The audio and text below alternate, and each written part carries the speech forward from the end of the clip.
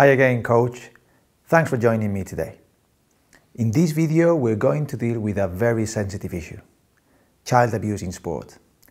Typically, when we ask coaches and parents about how common they feel child abuse happens in sport, we get answers like, not a lot, or it's more likely in some sports, but not in mine. They could not be more wrong. There are two main reasons for these misconceptions. First, coaches and parents think that child abuse includes only sexual abuse and corporal punishment. But child abuse, as we will see, involves a much wider range of behaviors, including some that are currently accepted as the norm in certain sports or contexts. Second, a lot of child abuse goes unreported, and we never know about it until years have passed, and as adults, abused child athletes finally gather the courage to speak up and confront their abuses. The reality is very different. Research shows that child abuse in sport is much more prevalent than what people may think.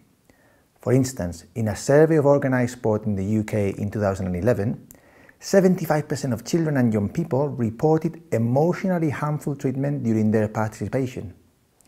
Nearly 30% reported different forms of sexual harassment. In a survey conducted in Germany, up to 1/3 of athletes in elite sport reported having experienced some form of sexualized violence, like assault and rape. More and more studies confirm similar findings across the world and across all sports. And these studies also confirm that it's not only coaches who are the perpetrators. In fact, research shows that teammates are the most common abusers, particularly when it comes to emotional abuse. And parents have also been shown to play a big part. When we get up close, children's sport is not always a pretty picture at all. Please have a look at this video. Be aware that it contains upsetting information and testimonies. I started gymnastics in 1976. I loved it and I had a certain aptitude for it. I was a national team member for 8 years and I was the national champion in 1986. I think it's dangerous to assume that we have a one-guy problem with Nasser and that with him gone, the sport is now safe and these girls are now safe. More than 250 women have come forward to say they were sexually abused by former USA Gymnastics Dr. Larry Nasser. The scandal has highlighted what many gymnasts say is a culture of abuse within USAG. The standard and the expectation, if you want to win, is an environment that is rife with physical and emotional abuse. And I think this creates the conditions where sexual abuse can occur. USA Gymnastics has complaint files on 54 coaches from 1996 to 2006, according to documents obtained by the Indianapolis Star. For decades, USAG empowered itself to investigate complaints before deciding whether to contact law enforcement. Former USAG President Steve Penny once said in a deposition, "To the best of my knowledge, there's no duty to report if you're a third party to some allegation." These gymnastics coaches were accused of sexual abuse. Here's how USA Gymnastics handled their cases. Dawn Peters led the U.S. women's team to a record-breaking 8 medals at the 1984 Olympics.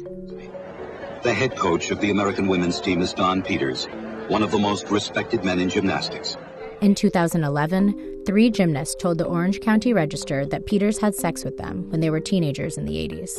Peters was banned for life by USA Gymnastics 2 months after the report was published. He was also removed from the Sports Hall of Fame. Marvin Sharp was the USA Gymnastics 2010 Coach of the Year. USAG got a detailed account of abuse involving Sharp in 2011, but it wasn't until a 14-year-old came forward in 2015 that the Federation contacted police.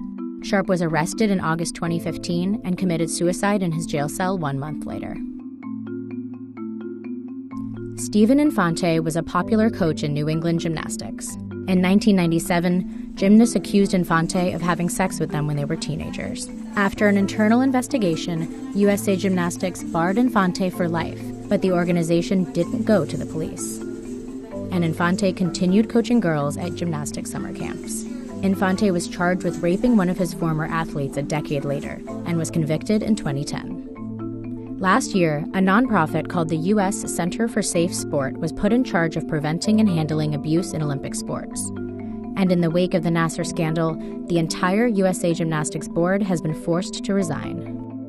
Many athletes and victims of abuse say these actions are too little too late, and some wonder if it's truly enough to transform a culture that failed to protect its young women.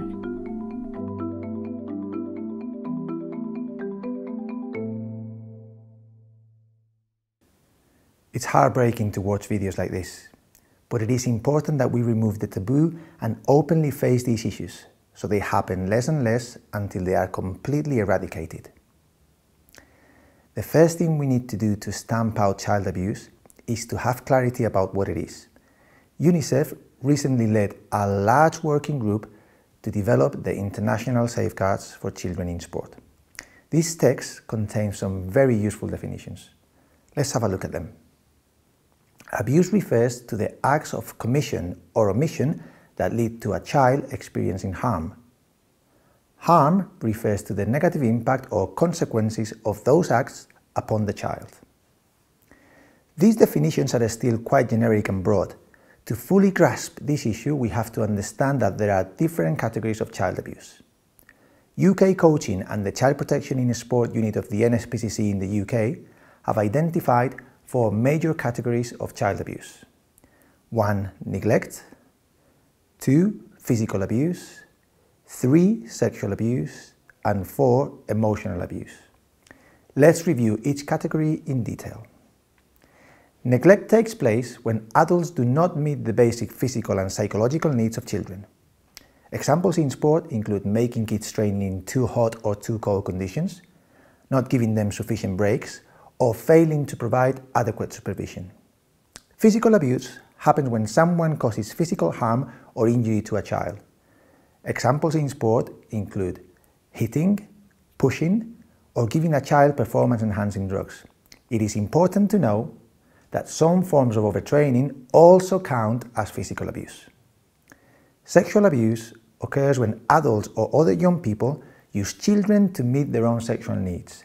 This could include all types of sexual relationships, grooming, all forms of sexual harassment like inappropriate touching or verbal remarks, involving a child in the production of pornographic materials, or showing inappropriate materials to a child.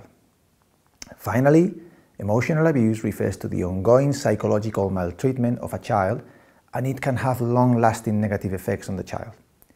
In sport, it can take the shape of constant criticism by coaches, teammates and parents, sarcasm, bullying, or excessive pressure and expectations to perform. Okay, this is a lot to take in. Let's take some time to reflect on these ideas. In the next video, we will talk about the consequences of child abuse, and we will learn to identify the most common signs of abuse. For now, please complete the relevant activities in the study guide, and I will see you in the next video. Thanks for watching.